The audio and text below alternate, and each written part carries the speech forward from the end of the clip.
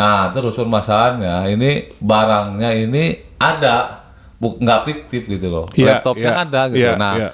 Yang dimaksud kerugian keuangan negara ini dari sisi mananya jika laptopnya ada?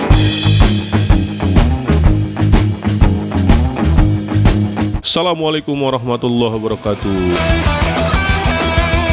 Waalaikumsalam warahmatullahi wabarakatuh. Para penikmat hukum sekalian, bersama kami Advokat Duo. Modal kalian debat dan berargumen di warung kopi. Aman, bro? Aman. Sekarang hari Jumat, bro ya? Hari Jumat. Udah makan siang? Belum deh. Sholat Jumat? Sudah. Tadi gua nggak lihat lu sholat Jumat. Masa sih? Gue Iya, paling depan. karena gua sholat. Ya kan gue paling depan posisi. Iya, lu juga sholat. Jadi ngapain gua ngeliatin lu sholat? Oh iya benar. Nah, itu bro. Sholat gue khusyuk gitu ya. Betul. Bro, ngomong-ngomong bro, lu ngelihat juga nggak berita di TV lagi menghangat? Ini tapi, aduh bosen juga ini. Apa yang bosan? Bekas menteri kena korupsi, Polanya dugaan korupsi. gitu-gitu terus ya? Iya gitu terus. Harusnya lagi pas menjabat gitu kan. Iya. Nah, itu. Ini kena nih kasus korupsi. Menteri yang sudah sangat kaya bro. Iya. Terus ayahnya lawyer juga. Iya benar. Lawyer terkenal. Lulusan Harvard. Iya. Yang lulusan Harvard kalau nggak salah dia kuliahnya di Harvard. Sekolahnya juga kebanyakan di Amerika. Iya. Tapi jadi Menteri Pendidikan Indonesia. Agak-agak gimana Iya, gitu. Iya. Gitu. Nah itu. Ya, walaupun banyak yang nggak setuju ya. Dan dulu cara pendekatannya banyak yang nggak suka. Iya. Tapi nyangkut nih kasus korupsi. Nadiem Makarim. Iya. Terduga, udah terduga belum deh? Belum diperiksa tapi udah konferensi pers. Udah ngeri-ngeri sedap. Ya. Berapa bro? Kronologis dulu. Berapa kerugiannya yang diduga kejaksaannya? Jadi kalau bicara kerugian keuangan negara kan itu memang belum diumumkan secara resmi dari pihak kejaksaan ataupun dari BPK gitu kan. Jadi yang dijelaskan ini hanya soal pengadaan laptop sebanyak 1,1 juta unit untuk 1,1 unit? Ya, 1,1 juta unit itu bukan hanya laptop, tapi kan ada wifi-nya, terus ada proyektornya, jadi seperangkat alat untuk pendukung internet di sekolah. Iya. Karena pengadaan ini kan dilakukan waktu pandemi itu, jadi pengadaan itu totalnya sekitar 9,9 triliun nilainya. Oh, gitu. Nilai pengadaan seluruhannya. Ya, nilai pengadaannya. Tapi korupsinya nggak tahu berapa. Belum diumumkan secara resmi nilai kerugian keuangan negaranya berapa, tapi jumlah nilai pengadaannya 9,9 triliun. Gitu. Satu pukulan? Apa berapa tahun itu gitu? Prosesnya berjalan 4 tahun selama Nadiem menjabat sebagai menteri. Oke. Nah, ini lagi-lagi nih. Pakai pasal 2, pasal 3 nih, pasal primadona nih, Bro. Kayaknya dari berapa puluh? 20 apa 30 model korupsi. Yang 2 dan 3 nih yang paling ini mantap. Pakai pasal 3. Oh, pakai yang pasal ada kewenangannya. Ya, ada kewenangan ada jabatan di situ. Nah, ini kenapa itu lagi, Bro? Kenapa incarannya itu? Jadi gini ya, sebelum masuk ke pasal 3 ini kan jadi yang jadi pokok permasalahan Kejagung melakukan penyidikan terhadap proses pengadaan laptop ini adalah menurut Kejagung adalah adanya perubahan kajian pada saat akan dilakukannya pengadaan laptop OS Chromebook, bro. Jadi yang dipermasalahkan tuh operating sistemnya kenapa dipakai Chromebook gitu. Bukan Windows. Nah, bukan Linux. Ya. Wah, ini tahu nggak nih Kejagung nih? Tapi menurut Kejagung, jadi awalnya itu yang direkomendasikan oleh tim kajian itu adalah Windows. Tapi ternyata dalam pelaksanaannya adalah berubah jadi Chromebook. Gitu. Jadi inti permasalahannya di situ. Nah, hal ini sudah dilakukan klarifikasi melalui konferensi pers oleh Nadiem gitu kan, dia secara inisiatif melakukan konferensi pers didampingi dengan Hotman Paris.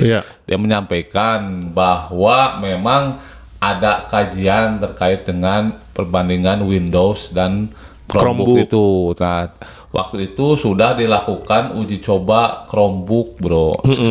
Chromebook ini memang cocoknya di daerah non 3T ini. Nah, cuma Nadiem di situ membantah waktu 3T kajian. ini apa nih? 3T itu daerah di Indonesia yang termasuk dalam kategori tertinggal, terdepan, dan terluar. Jadi kategori daerah yang dari segi ekonomi, kesehatannya, infrastrukturnya di bawah rata-rata. Jadi 3T ini jaringan internet pun tidak bagus di situ. Nah, jadi menurut Nadiem memang waktu itu sudah ada kajian terkait dengan Windows ini kan memang harusnya digunakan di daerah 3T gitu. Tapi menurut Nadiem yang pengadaan dia lakukan ini memang ditujukan untuk di daerah non 3T, makanya dia pakai Chromebook gitu. Daerah perkotaan. Daerah jadi perkotaan gitu. Kalau daerah yang tertinggal 3T tadi. Iya. Daerah tertinggal lah ya bilangnya ya, kenapa ada 3T ini. Pemerintah menghaluskan ini diksi, Bro. Oke. Daerah 3T itu nggak bisa pakai Chromebook karena infrastruktur internetnya kurang. Iya, tidak memadai. Makanya gitu. pakai Microsoft. Iya. Ya, kayak zaman kita dulu kan. Ya memang dulu kan pas zaman kita SD, SMP, internet nggak ada. Kurang sedikit sekali lah. Makanya pakai Windows tuh buat offline. Nah, sedangkan Chromebook ini harus ada infrastruktur internetnya. Betul, seperti itu. Oh, yang diduga ini kan baru masih belum cross check bener nih ya. Iya. Menurut Kejagung, lalu ngapain Pakai Chromebook? Padahal itu kan di daerah 3T. Sedangkan Nadiem bilang ya pengadaan ini untuk daerah yang non 3T. Gitu. Itu salah satunya. Iya, yang jadi perdebatan itu polemik itu salah satunya. Salah satunya itu. Terus lainnya, Bro? Kalau yang lain sih gua lihat saat ini belum ada gitu karena dianggap Kejagung ini menyalahi kajian yang direkomendasikan oleh tim pengadaan barang dan jasa. Gitu. Ada perubahan, dianggapnya ada perubahan yang tadinya sudah direkomendasikan lu harusnya pakai Windows, tapi tiba-tiba Nadiem ini seolah-olah menurut Kejagung bikin kajian baru. Betul. Nah, bikin kajian baru yang memaksakan kajian itu, oh ini cocok juga pakai Chromebook gitu loh, Bro. Tapi menurut Nadiem, yang serunya lagi, menurut Nadiem bahwa kajian Windows itu memang ada, tapi bukan di pengadaan yang ini gitu. Jadi pembuktiannya ya tinggal kita cek aja kan kajiannya, kapan dibuatnya kajian yang terkait dengan Windows dan Chromebook itu. Terus dicek juga apakah benar Chromebook itu masuk di wilayah sekolah yang non 3T, di wilayah yang akses internetnya bagus gitu. Jadi dianggapnya menurut kejaksaan laptop itu tidak bermanfaat gitu. Artinya kan di situ ada nilai kerugian dong kalau barang nggak bermanfaat kok dibeli gitu kan. Intinya seperti itu. Cuma kan ini belum masuk ke tahap pemeriksaan kerugian keuangan negaranya gitu. Nah, ini sebenarnya kerugian dari kebijakan yang top down ya. Pengadaan top down itu, sedangkan Indonesia itu beragam banget, Bro. Nggak bisa Indonesia itu bukan Surabaya, bukan Medan, bukan Jakarta saja, tapi macam-macam. Nah, itu yang bikin repot kadang-kadang. Harusnya lebih baik sih. Ya subsidinya itu subsidi per ini aja kali ya, per region atau nggak tahu lah ya. Kayak gini jadi bermasalah terus tiap ada subsidi top down. Jadi ya tadi beda-beda spek, beda-beda ini, bahkan menurut gue ya sebenarnya kalau di daerah 3T, daerah non 3T, Chromebook itu menguntungkan. Betul. Ya kan karena lebih murah, kan OS-nya gratis. Lebih murah, betul. Kalau Microsoft OS-nya berbayar, Bro. Iya, ini salah satu termasuk pembelaan Nadiem seperti itu. Itu awam tahu kenapa lah. dia pilih Chromebook tuh itu alasannya. Chromebook juga memang murah harganya. Dia memang tadi harus full internet. Ya gini juga lagi. Kalau menguntungkan kebijakan itu nggak pernah dipermasalahkan tuh. Sama Kejagung dikasih award harusnya kebijakan menguntungkan. Dikasih award sama Kejagung harusnya. Ya sama inilah. Tapi kalau ada yang rugi-rugi gitu, langsung tembak. Tapi ini menariknya gini ya, kalau gue melihat dari kasus ini pembuktiannya akan sangat kompleks, Bro. Kenapa sangat kompleks? Pertama, kan yang harus dibuktikan ini nilai kerugian keuangan negaranya ada atau tidak. Terus siapa yang diuntungkan? Ada menguntungkan diri sendiri atau orang lain, itu harus dicari tahu gitu kan. Nah, terus permasalahannya ini barangnya ini ada. Nggak fiktif gitu loh, laptopnya ada gitu. Yang dimaksud kerugian keuangan negara ini dari sisi mananya? Jika laptopnya ada kan nggak mungkin sekarang ada barang laptop gitu kan dikatakan dia sebagai total loss gitu. Terus kerugiannya di mana? Kalau laptopnya nggak berfungsi mungkin betul. Bisa gitu kan. Kalau laptopnya berfungsi, yaitu dari sisi mana ngambil celah kerugian keuangan negara gitu. Tapi ini menarik nanti untuk dibuktikan. Dan ini kerugian keuangan negaranya nggak tahu ya, ini udah ada di berita atau belum? Belum ada. Enggak. Berarti itu belum di audit BPK. Belum. Ini datang dulu perkaranya di melakukan penyelidikan. Udah penyidikan. Penyidikan berarti baru nanti dipanggil auditor BPK ya. Cek ini ada kerugiannya kan. Nah ini auditor BPK lagi kan parameternya ya mereka udah ada parameter sendiri tapi kita sebagai orang hukum nggak bisa terlalu campur jauh. Ya tapi kalau menurut gua sih mestinya ya sebelum masuk ke penyidikan nih kerugian keuangan negaranya udah ditetapkan terlebih dahulu gitu. Iya itu kan ada putusan MK sebenarnya kan. Ya harusnya sih udah ada dulu gitu, jangan dicari dulu alurnya terus baru kerugian keuangan negaranya. Kan sekarang gini ibaratnya kan logikanya orang ataupun lembaga kalau dia sudah merasa dirugikan dia kan pasti akan menuntut kerugiannya itu untuk dikembalikan.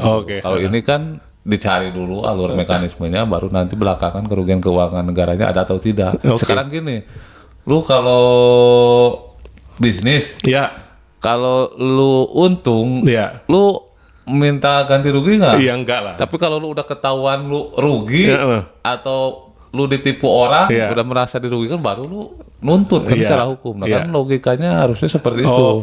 Udah lu ngerasa rugi dulu, rugi gua tuh di sini, ruginya karena ditipu mah partner bisnis lu misalkan ini secara private tapi kan ini antara negara, lembaga negara gitu. Ya tadi karena kebijakan itu agak terlalu sulit diukur ya bro ya. Kecuali tadi memang ada niat jahatnya. Nah itu sekarang tinggal ngukur niat jahatnya. Tapi kalau kebijakan banyak banget yang mangkrak misalnya dalam kebijakan, apalagi tadi kebijakan yang sifatnya top down. Wah itu susah sekali bisa memuaskan semua pihak. Ya itulah. Kecuali BLT kali ya dapat duit dan akhirnya duit uang yang suapin. Nah, kalau duit semuanya nggak ada kerugian negara itu asal nyampe. Oke bro, ini lagi-lagi perkara yang klise dengan pasal primadona yang kita sudah tahu ujungnya kemana. Nah itu kita terus pengen polanya setelah ganti ke pemimpinan. Kita udah tahu polanya. Ya kita tinggal tunggu siapa yang kena. Nah itu. Dan mudah-mudahan pembelaannya lebih canggih lah, biar kita bisa lihat bahwa ini kebijakan ini jangan terus-menerus dikriminalisasi atau memang benar ini kebijakannya kriminal. Ya kita mau lihat benerkah Kejagung dan juga pembelaan nanti dari tim pembelanya bukan hanya Nadiem ya, tapi yang udah disidik ya, atau jangan-jangan nggak ada perkaranya. Gitu aja sih. Jadi lagi-lagi intinya kebijakan ini selalu beririsan dengan tindak pidana korupsi itu kan. Tipis banget. Tipis sekali. Oke bro. Siap. Thank you. Jadi kalau belum berani disidik Kejagung sama KPK, jangan jadi pejabat dulu. Hati-hati. Oke bro, thank you para penikmat hukum sekalian. Assalamualaikum warahmatullahi wabarakatuh. Waalaikumsalam warahmatullahi wabarakatuh.